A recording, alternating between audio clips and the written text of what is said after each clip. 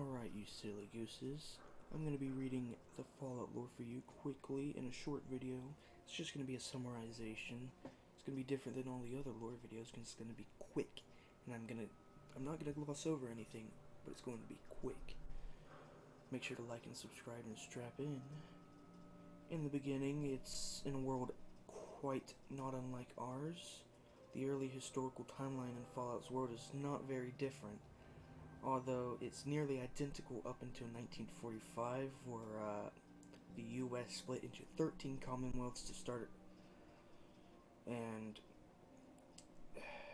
we start to create a history where technology, politics, and culture follow a completely different course, regardless of what conflicts come up.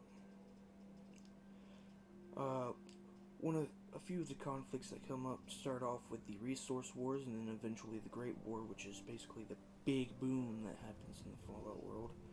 But let's start off with the Resource Wars. The Resource Wars were a series of conflicts that served as a prelude to the Great War.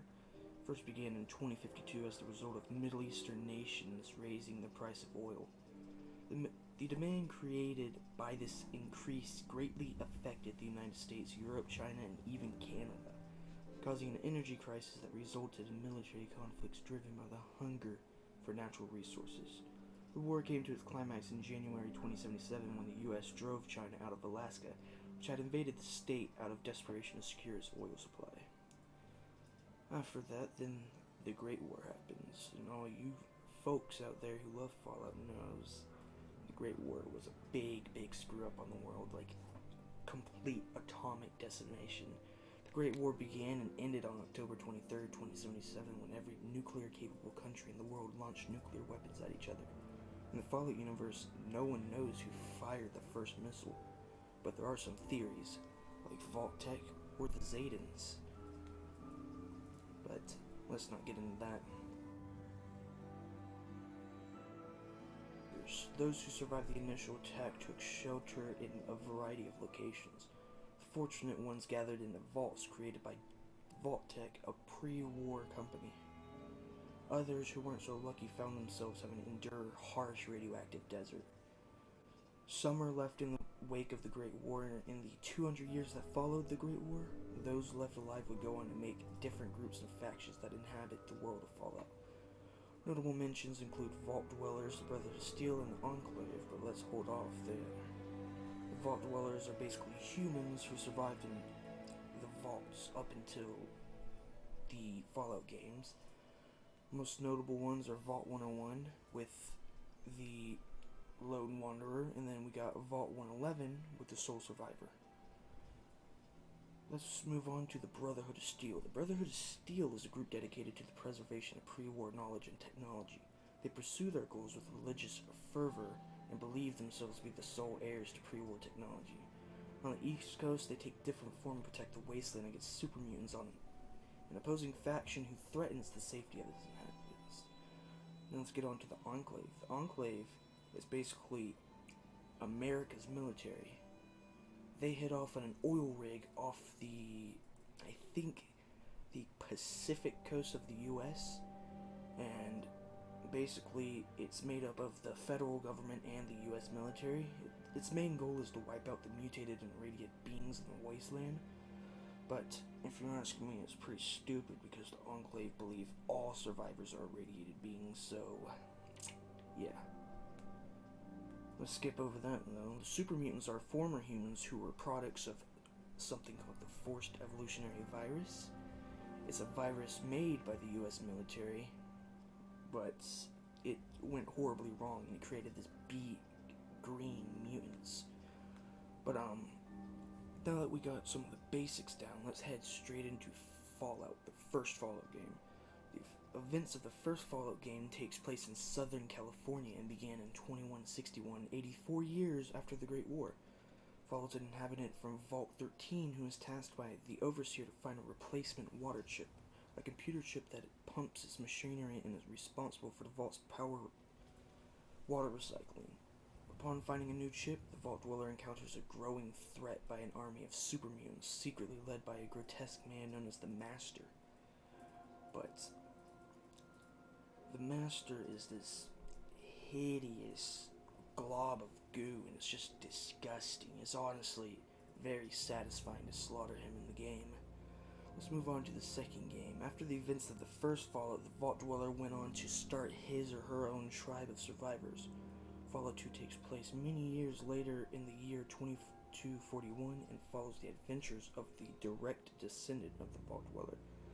He's known as the Chosen One, and he's tasked with fighting the Gek Garden of Eden creation kit, a device located in Vault 13. The Gek is pretty much going to be something you'll hear again later on. In Fallout 2, though, the Enclave attack after he finds the Gek in a now abandoned Vault 13. The Chosen One returns home to find his tribe kidnapped by the Enclave, who seek to gather test subjects to expose the FEV, Forced Evolutionary Virus. By doing this, the Enclave hope to create an airborne version of FEV that only infects mutated humans so that the wasteland can be purified of all impurity. The Chosen One eventually thwarts his plan and saves his or her tribe, as well as the missing inhabitants of Vault 13 who are also kidnapped.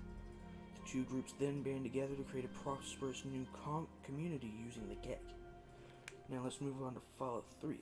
Fallout 3 takes place in the year 2277 on the East Coast in a region covering Washington, D.C., North Virginia, and Maryland.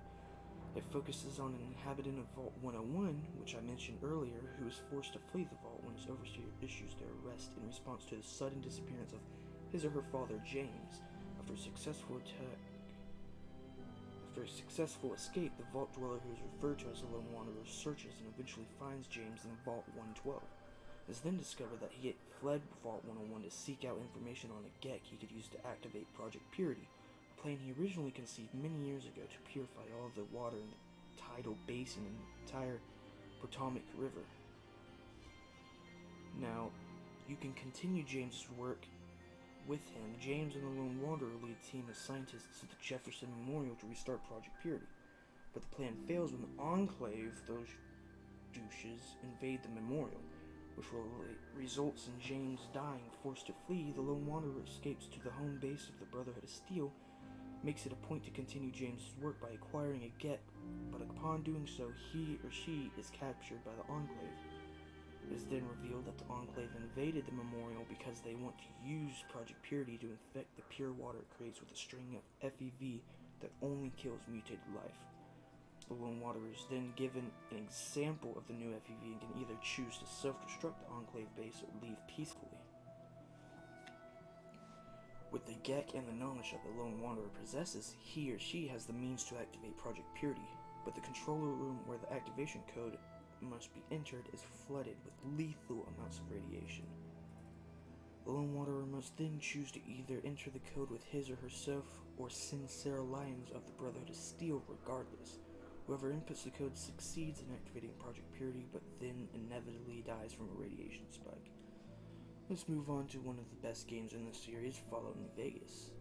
Fallout New Vegas takes place in the year 2281 and is set in the Mojave Wasteland, an area comprised of parts of Nevada, California, Utah, and Arizona. Focuses on a courier for the Mojave Express known as the Courier. While delivering a package containing the simple poker chip, the courier is ambushed by a mobster named Benny.